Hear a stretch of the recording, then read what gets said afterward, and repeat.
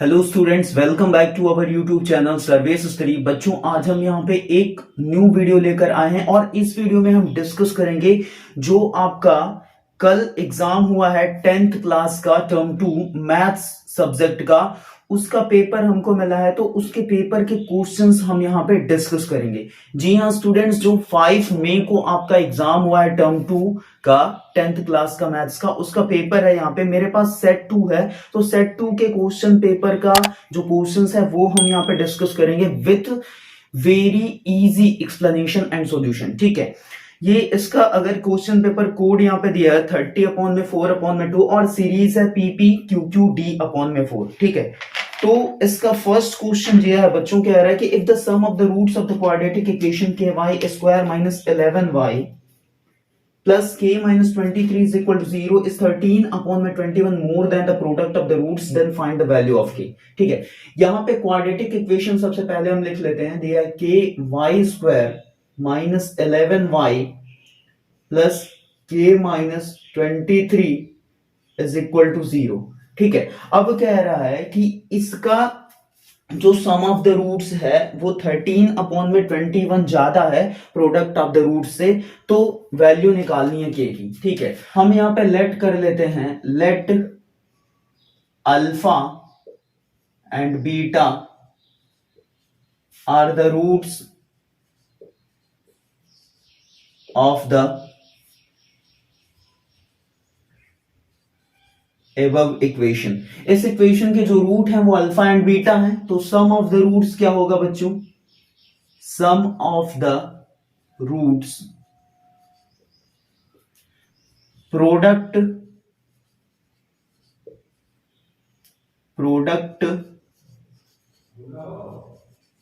Of the roots. यहां पे कह रहा है क्वेश्चन में, एक सेकेंड, क्वेश्चन में कह रहा है कि जो सम ऑफ द रूट्स है वो 13/21 ज्यादा है प्रोडक्ट ऑफ द रूट से। ठीक है, तो ये ऑलरेडी कितना ज्यादा है? 13/21। तो अगर इसमें हम प्लस कर देंगे 13/21 तो ये दोनों क्या हो जाएंगे? इक्वल हो जाएंगे। तो मैं यहां पे कर दिया प्लस 13/21। ठीक है, अब ये दोनों इक्वल हो गए।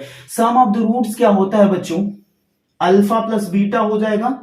ठीक है, अगर अल्फा और बीटा रूट्स हैं इस क्वाड्रेटिक इक्वेशन के, is equal to product of the root alpha into beta, और ये क्या हो जाएगा? Plus 13/21।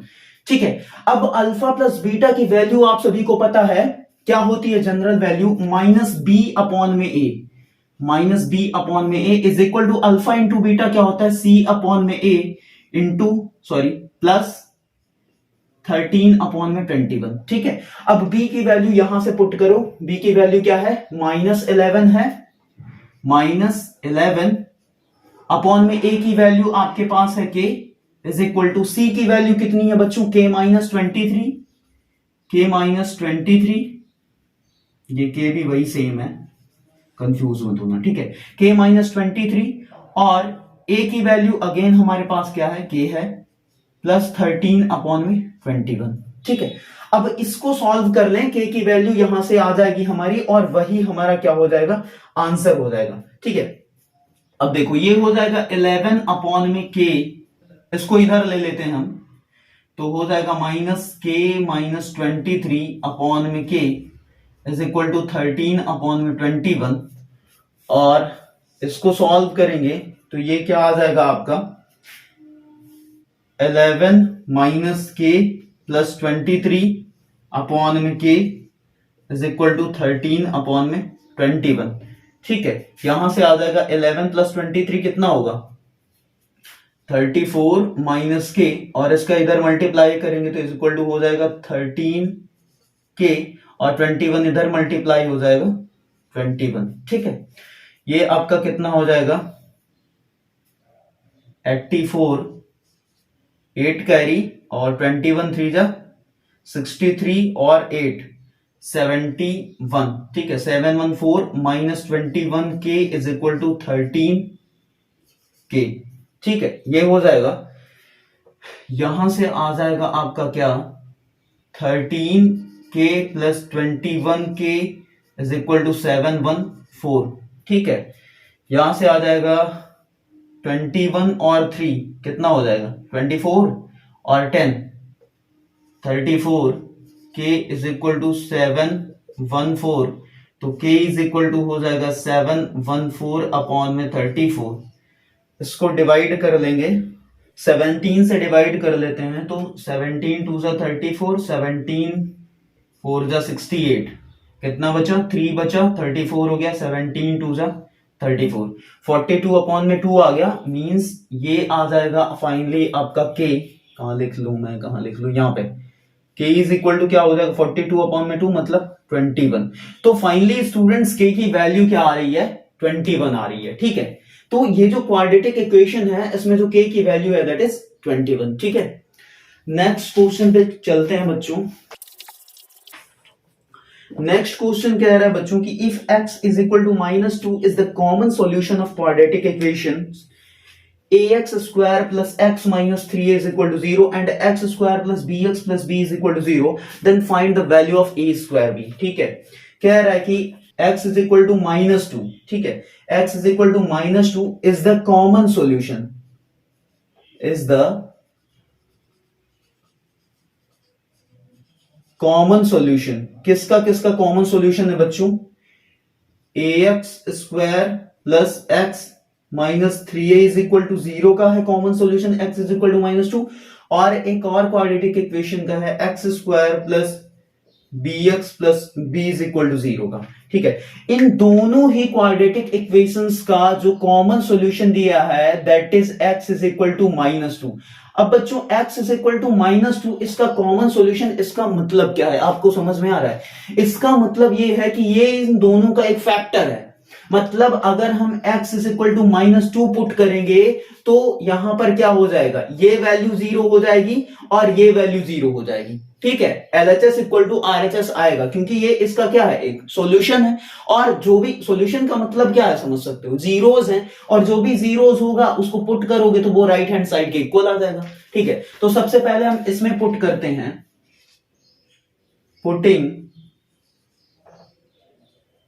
Putting x is equal to -2 in first quadratic equation, ये फर्स्ट है ये सेकंड है, तो फर्स्ट में x is equal to -2 put करेंगे तो a इंटू कितना हो जाएगा -2 का whole square plus x is equal to again -2 -3a is equal to 0। ठीक है, यहां से क्या आ जाएगा 4a, ठीक है, -2 -3a इज इक्वल टू 0, यहां से आ जाएगा 4a -3a, a -2 is equal to 0, तो a इज इक्वल टू क्या आ जाएगा बच्चों 2।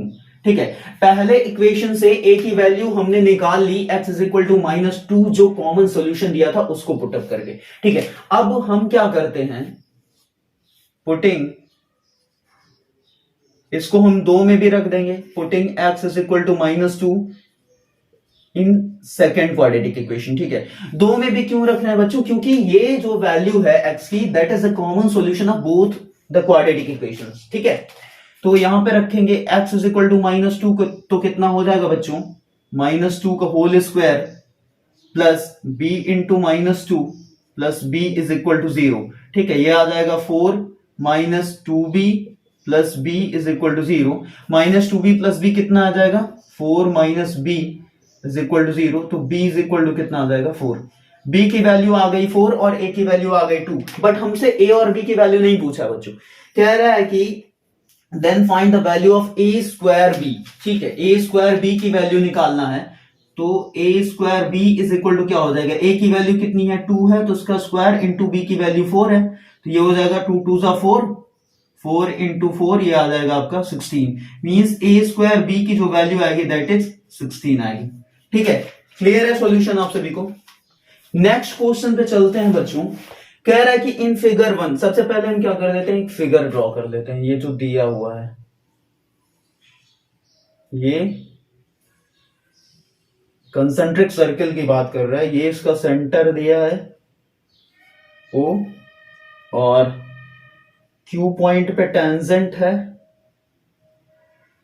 ये मान लो ये, और इधर भी एक पॉइंट पे टेंजेंट है, ये Q पॉइंट हो गया, और R पॉइंट पे टेंजेंट है। ठीक है, ये हो जाएगा ऐसे, और ये है हमारा सी पॉइंट, ये है ए पॉइंट और ये है बी पॉइंट। ठीक है, ये आपका फिगर हो गया। अब क्या कह रहा है कि in figure 1 there are two concentric circles with centre O. दो कंसेंट्रिक सर्कल्स हैं, एक पहला वाला एक दूसरा वाला। वो बात की बात है कि मेरा फिगर पहला जो लग रहा है, पहला सर्किल वो अंडे की तरह लग रहा है, तो कोई प्रॉब्लम नहीं, आपको बस समझ में आना चाहिए, हो गया। अब कह रहा है कि if ARC and AQB are tangents to the smaller circle, ARC, ये ARC क्या है, टेंजेंट्स है किस पे, स्मॉलर सर्कल पे, and AQB is the tangent of the smaller circle. ये दोनों क्या है, इस स्मॉलर सर्कल पे टेंजेंट हैं एट पॉइंट A। ये जो एक्सटर्नल पॉइंट है A से, AQB क्या है, टेंजेंट है इस छोटू सर्कल पे, और ARC क्या है, टेंजेंट है इस छोटू सर्कल पे। ठीक है, अब कह रहा है कि A lying on the larger circle, ये जो एक्सटर्नल पॉइंट है वो एक्सटर्नल वाले क्या सर्कल पे लाई कर रहा है, मतलब बड़े वाले सर्कल पे लाई कर रहा है। Find the length of AC, AC की लेंथ निकालनी है बच्चों, AC इज इक्वल टू निकालना है, और हमारे पास वैल्यू दिया है AQ इज इक्वल टू 5। ठीक है, बहुत ही हलवा क्वेश्चन है। देखो AQ इज इक्वल टू कितना दिया है, 5 दिया है। हमने एक थ्योरम पढ़ रखा है, सपोज करो कि अभी ये वाला सर्कल नहीं है, तो ए क्या है, हमारा एक्सटर्नल पॉइंट है। जब भी किसी एक्सटर्नल पॉइंट से किसी सर्कल पे हम टेंजेंट ड्रॉ करते हैं, तो जो टेंजेंट की लेंथ होती है वो इक्वल होगी। ठीक है, तो A Q is equal to होगा ए आर, कहां से, बाय थ्योरम। ठीक है, by theorem A Q is equal to A R हो जाएगा। अब ए क्यू की वैल्यू दिया है 5, तो ए आर भी क्या हो जाएगा, हमारा 5 हो जाएगा। ठीक है, AR 5 हो गया। ठीक है, ध्यान से समझना। अब इस फिगर को मैं थोड़ा सा ब्रेक कर रहा हूं। यह है आपका छोटू सर्कल विथ सेंटर O। ठीक है कि नहीं, और ये आपका है टेंजेंट, ये। ठीक है, ये R पॉइंट और ये आपका A पॉइंट और ये आपका C पॉइंट।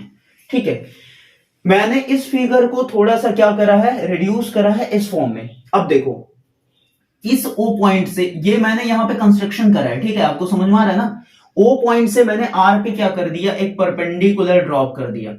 और आप सभी ने एक थ्योरम पढ़ रखा है कि सेंटर ऑफ द सर्कल से किसी टेंजेंट पे अगर हम परपेंडिकुलर ड्रॉप करते हैं, तो वो टेंजेंट को क्या करता है, डिवाइड करता है टू इक्वल पार्ट्स में। मींस यहां से मैं क्या कह सकता हूं कि A R is equal to हो जाएगा आर सी।